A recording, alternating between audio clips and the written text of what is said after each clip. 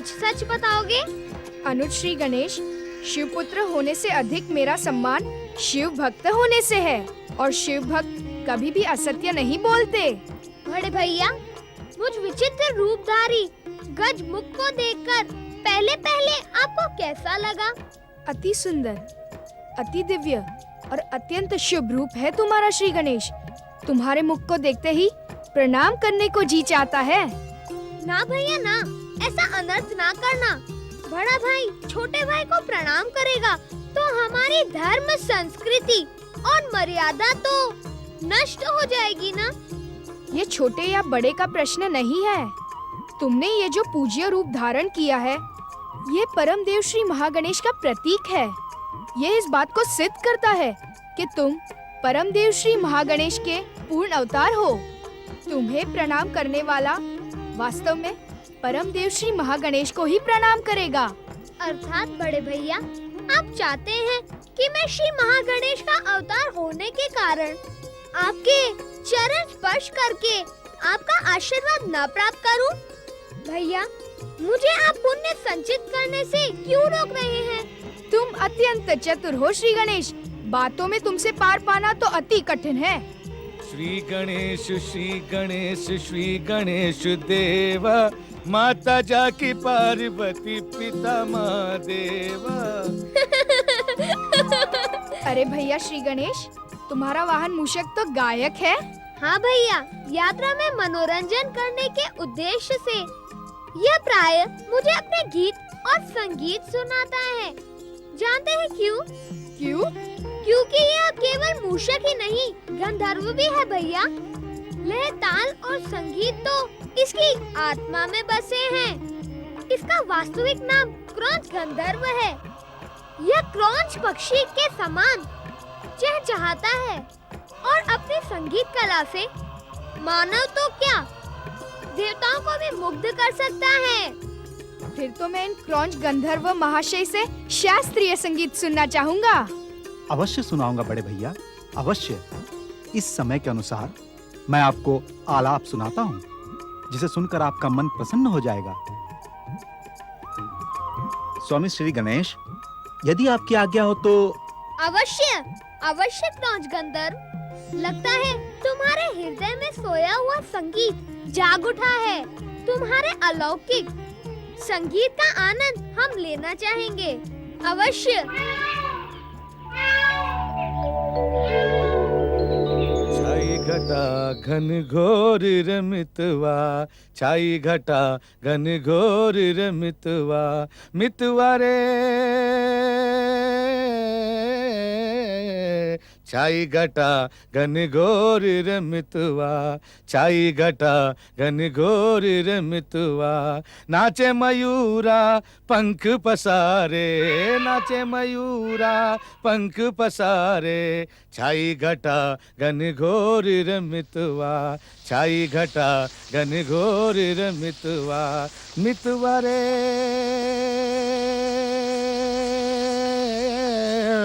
मितवा, छाई घटा घन घोर मितवा। नाचे मयूरा, नाचे मयूरा पंख पसारे, नाचे मयूरा पंख पसारे, छाई घटा घन घोर मितवा, छाई घटा घन घोर मितवा। सुंदर, अति सुंदर। तुम धन्य हो अनुज श्री गणेश, तुम धन्य हो, और धन्य है तुम्हारा वाहन मूषक। क्रौंच गंधर्व ने हमारी कैलाश यात्रा को कितना सुखद बना दिया अनुज श्री गणेश। महर्षि अगस्त्य के आश्रम से कैलाश तक की दूरी का हमें पता ही नहीं चला। अब तो हम कैलाश के बहुत समीप हो गए ना। हाँ भैया।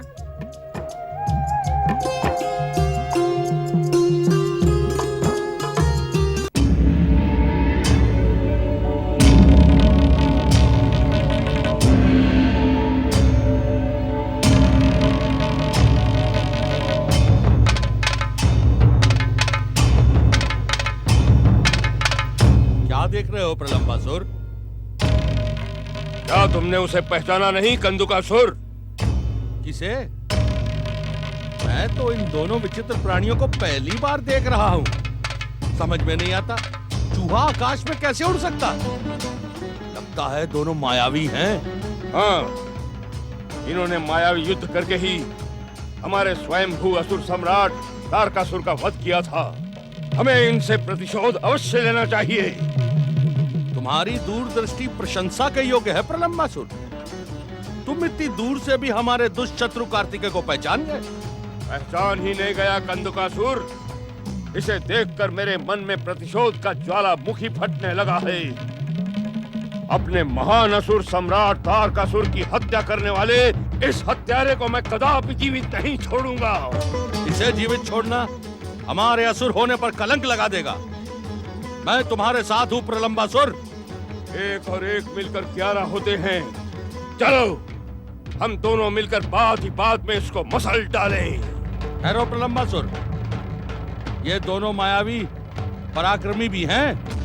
वृद्ध होने के कारण तुम्हारी स्मरण शक्ति क्षीण हो गई है कंदुकासुर। तुम क्या कहना चाहते हो? स्मरण करो कंदुकासुर। महान असुर सम्राट तारकासुर ने मरने से पहले हम बचे हुए असुरों को अपनी वरदानी शक्ति प्रदान कर दी थी। हम अपनी इच्छा के अनुसार अपने शरीर को छोटा या बड़ा बना सकते हैं।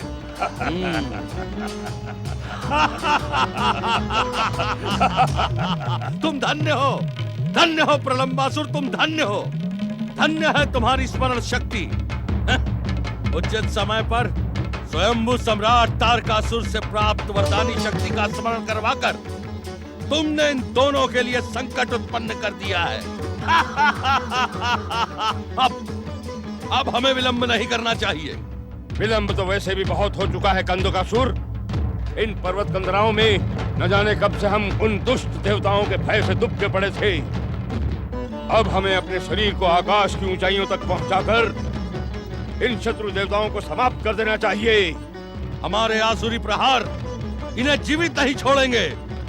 हाँ कंदुकासुर, तुम अपने नाम के अनुसार गेंद के समान उछलकर कार्तिकेय के सिर पर प्रहार करो और मैं अपने नाम के अनुसार अपने शरीर को लंबा बनाकर इन दोनों को भयभीत करते हुए अपने हाथों से मसल डालूंगा।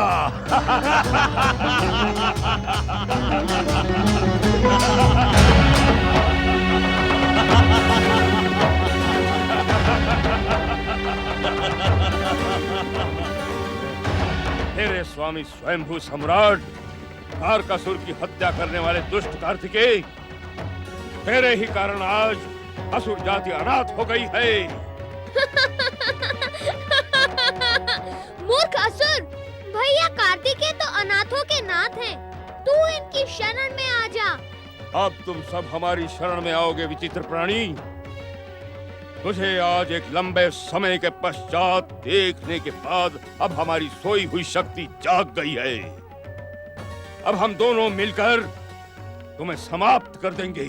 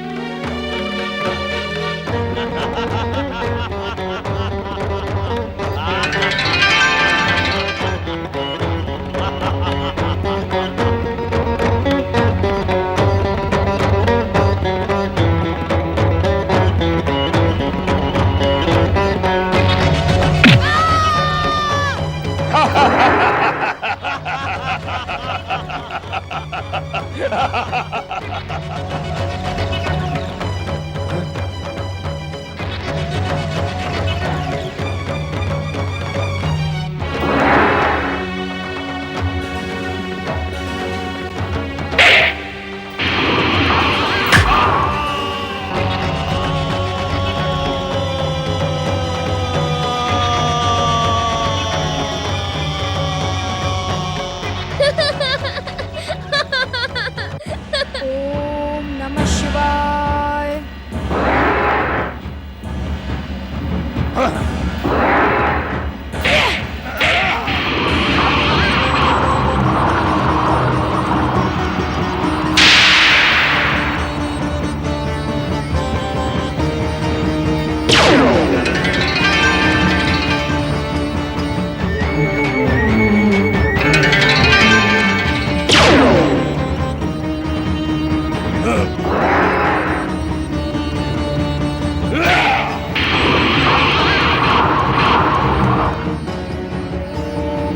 शिवाय।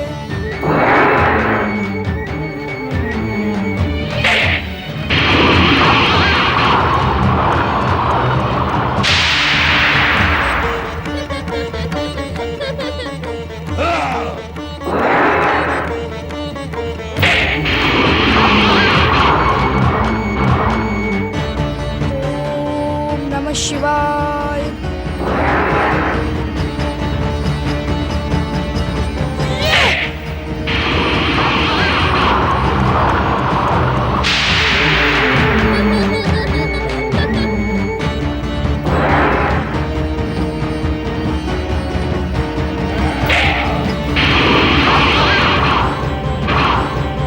ओम नमः शिवाय।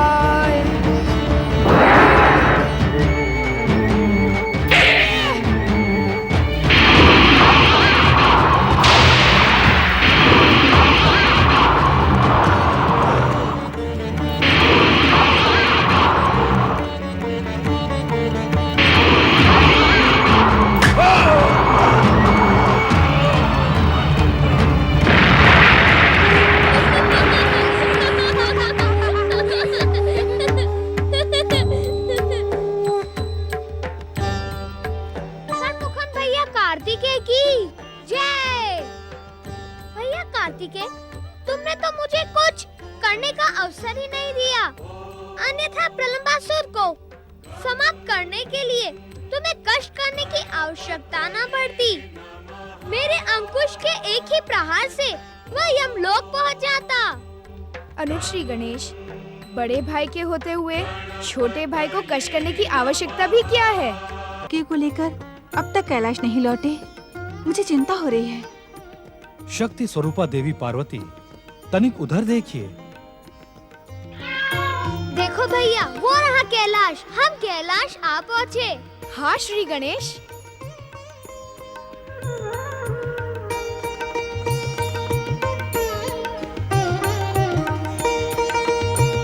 श्री गणेश एवं कुमार कार्तिकेय की श्री गणेश चलो एवं भैया। कुमार कार्तिकेय की श्री गणेश एवं कुमार कार्तिकेय की श्री गणेश एवं कुमार कार्तिकेय की श्री गणेश एवं कुमार कार्तिकेय की श्री गणेश एवं कुमार कार्तिकेय की श्री गणेश एवं कुमार कार्तिकेय की। ऐसा पक्षपात ना करे माता। यदि आप अपना सारा स्नेह भैया कार्तिकेय पर ही बरसा देंगी तो मेरे लिए क्या बचेगा? मैं ही तो इन्हें दक्षिण से कैलाश लेकर आया हूँ। क्या इसका श्रेय मुझे नहीं मिलना चाहिए? श्री गणेश सत्य कह रहे हैं देवी पार्वती, तुम्हारे लिए दोनों पुत्र एक समान हैं।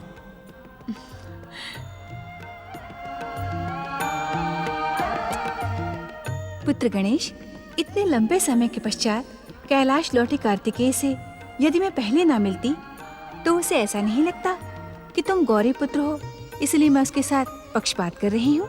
ऐसा मुझे भी लगता माता। आप सत्य कह रही हैं, परंतु यह भी सत्य है कि यदि मैं पक्षपात की बात न करता तो मुझे आपका स्नेह न मिलता। तुम कितने चतुर हो श्री गणेश। दोनों ओर की बातों को सत्य सिद्ध करके तुमने अपनी माता को निरुत्तर कर दिया। अब ये बताओ, तुम दोनों की यात्रा कैसी रही? हमारा सकुशल कैलाश पहुंचना इस बात का संकेत है कि हमारी यात्रा सफल रही। किंतु पिताश्री, आपने बड़े भैया कार्तिकेय के हाथों मरने के लिए प्रलंबासुर को क्यों भेज दिया? स्वामी, ये प्रलंबासुर कौन था और आपने उसे इन बालकों के साथ लड़ने के लिए क्यों भेजा? देवी पार्वती, चतुर गणेश को समझने में आपको अभी समय लगेगा। भैया श्री गणेश, प्रलंबासुर को पिताश्री ने नहीं भेजा था, वो तो तारकासुर के वध का प्रतिशोध लेने आया था। बड़े भैया, क्या संसार का एक कण बिना महादेव की इच्छा से इधर से उधर हो सकता है? तुम्हारे हाथों प्रलंबासुर का वध करवाना पिताश्री की ही लीला थी। यदि ऐसा ही था तो प्रलंबासुर के साथी कंदुकासुर का वध तुम्हारे हाथों क्यों नहीं करवाया?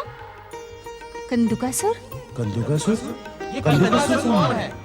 ये कंदुकासुर कौन है?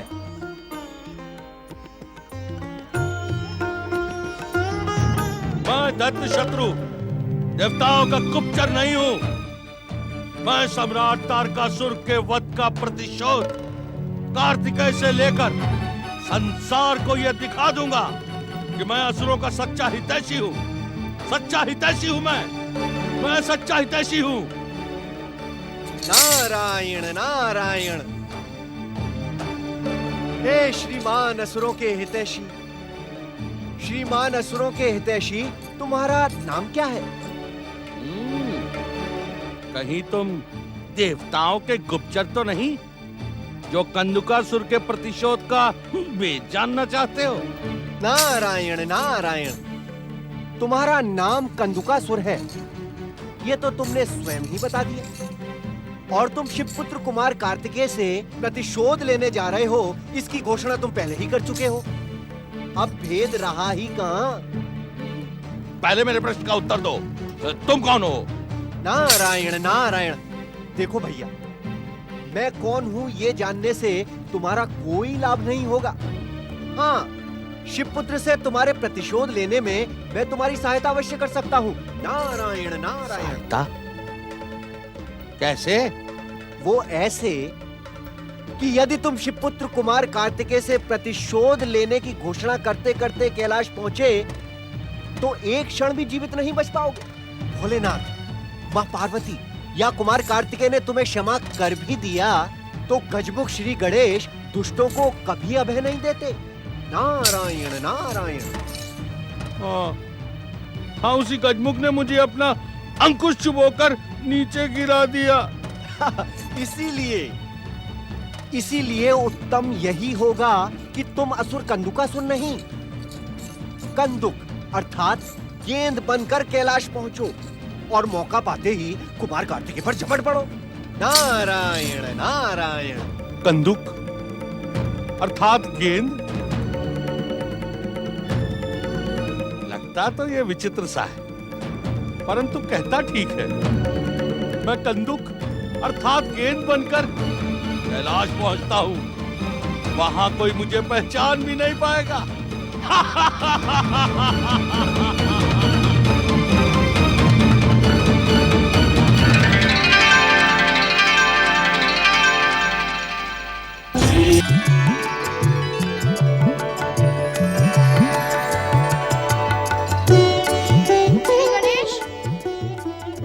श्री गणेश, नंदी महाराज, क्या आपने श्री गणेश को कहीं देखा?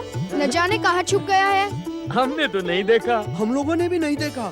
श्री गणेश, श्री गणेश, श्री गणेश, श्री गणेश, श्री गणेश।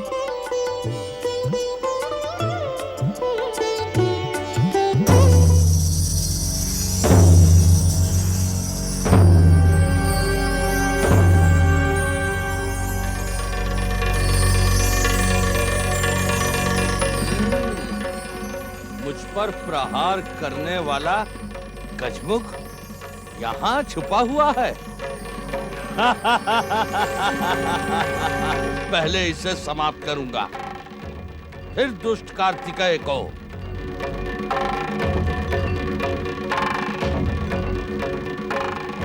पुत्र गणेश, अब ये लुका छुपी का खेल बंद करो।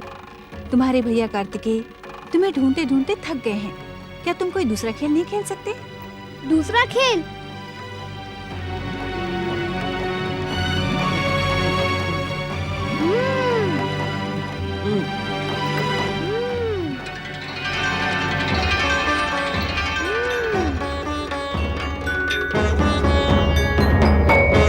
आप चले माता, मैं दूसरे खेल का प्रबंध करके आता हूँ।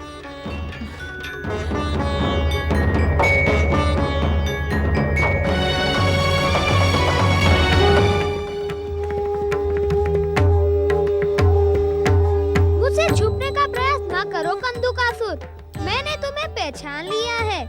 मेरे अंकुश प्रहार से तुम बच गए, इसलिए मेरी बधाई स्वीकार कर लो।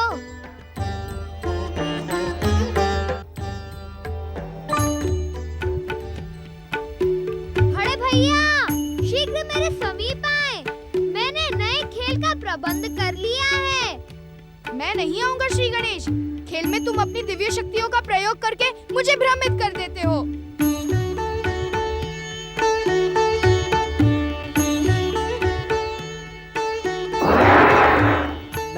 नारायण नारायण। प्रणाम शिवपुत्र कुमार कार्तिकेय। आपको कौन भ्रमित कर रहा है? प्रणाम देवर्षि। आप तो जानते हैं कि श्री गणेश बहुत चतुर और नटखट है। मैं उसके साथ लुका छुपी का खेल खेल रहा हूँ। कब से ढूंढ रहा हूँ किंतु मिल ही नहीं रहा है। नारायण नारायण। कुमार, श्री महागणेश के अवतार श्री गणेश के दर्शन पाना इतना सरल नहीं है। बड़े बड़े ऋषि मुनि ज्ञानी ध्यानी वर्षों तक तपस्या करने के पश्चात भी उनके दर्शनों को प्राप्त नहीं कर सके। किंतु मुझे तपस्या की आवश्यकता क्या है? मैं तो उसका बड़ा भाई हूँ। हाँ, ये तो सत्य है कि आप उनके ज्येष्ठ भ्राता हैं। आपकी इच्छा मात्र से ही वे क्षण भर में यहाँ उपस्थित भी हो जाएंगे। किंतु खेल तो खेल ही होता है ना कुमार। खेलन में को काको गुसाइयां, अर्थात खेल में कौन किसका स्वामी है। खेल में सभी बराबर है कुमार। शीघ्र आए बड़े भैया, अन्यथा इस रोचक खेल का आनंद आप न ले पाएंगे। अब तो मुझे जाना ही होगा देवर्षि। प्रणाम। कुमार, नारायण नारायण। मुझे छोड़ दे गजमुख। मैं आपसे क्षमा मांगता हूँ।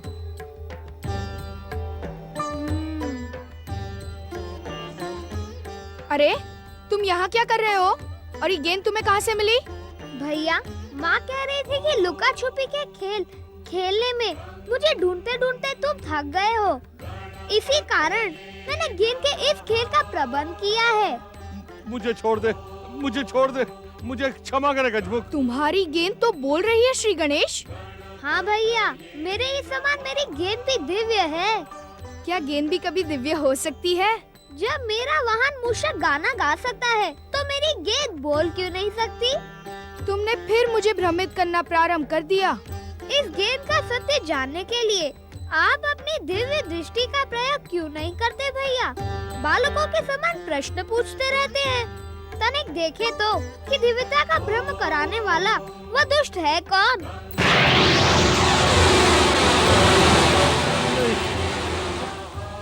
श्री गणेश, ये तो वही कंदुकासुर है जिसने मेरे मस्तक पर प्रहार किया था। भैया, इसी के कारण तो आपने मुझे अपने 6 मुखों के दर्शन दिए थे। कितना कठोर है इसका शरीर। तुम्हारे अंकुश के प्रहार से भी बच गया।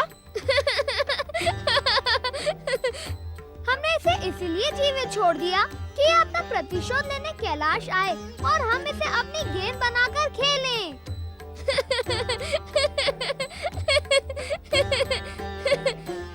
भैया, अब आप पीछे हटकर खड़े हो जाओ। हम इस गेंद को उछालेंगे, फिर आप उछालना। जो गेंद नहीं पकड़ पाएगा वह पराजित माना जाएगा। जो पकड़ लेगा उसे 2 अंक मिलेंगे। ठीक है।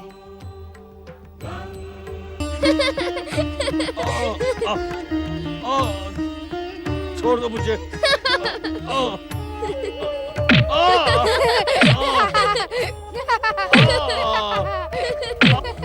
छोड़ दे, मुझे छोड़ दे। क्षमा करे मुझे।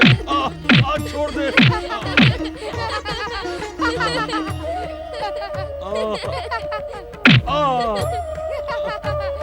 क्यों भैया, आनंद आ रहा है ना? हाँ श्री गणेश, बहुत आनंद आ रहा है।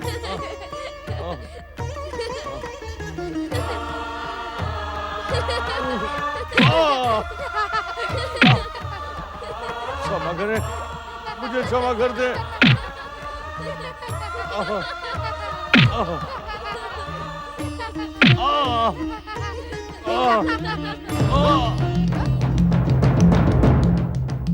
अरे ये कंदुकासुर कहाँ चला गया? लगता है समाधि स्थल की ओर गया है। चलो भैया, हम उसे ढूंढ कर लाते हैं। भगवान भोलेनाथ की नारायण नारायण। प्रणाम भोलेनाथ, प्रणाम माता पार्वती। ओम नमः शिवाय।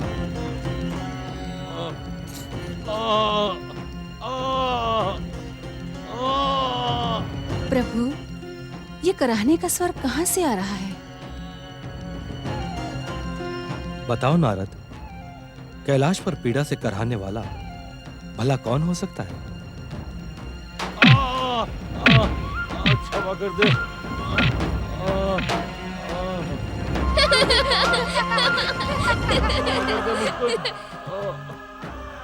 मुस्कुराने का स्वर तो इस गेंद से आ रहा है।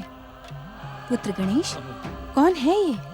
अब हमें गेंद का खेल खेलने से ना रोके माता। हमारे खेल से कंदुकासुर के प्राणों को हानि नहीं पहुंचेगी। अपने खेल के लिए तुम किसी दूसरे को पीड़ा पहुंचाओ, ये अनुचित है श्री गणेश। देखो ये किस प्रकार करा रहा है, जाने दो इसे। माता, ये कंदुकासुर है। अब कंदुक का अर्थ तो गेंद ही होता है ना माता? नाम से किसी के जीवन का अर्थ न जोड़ो कार्तिकेय। माता, इसी ने तो मुझ पर प्राणघातक प्रहार किया था।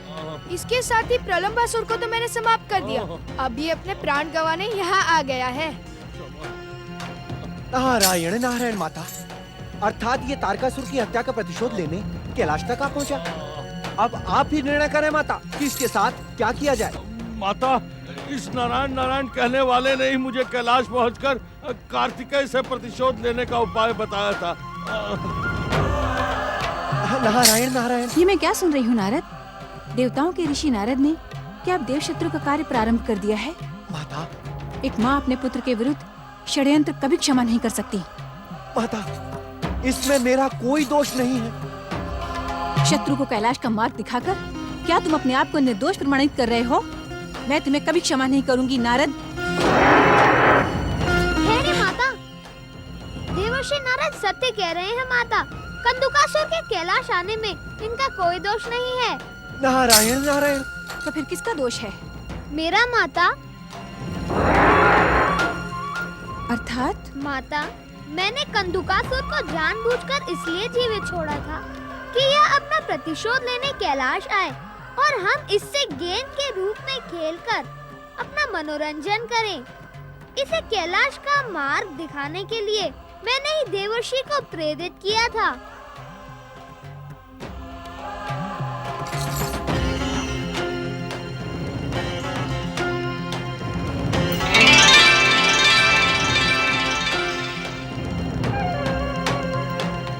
मुझे क्षमा करें माता।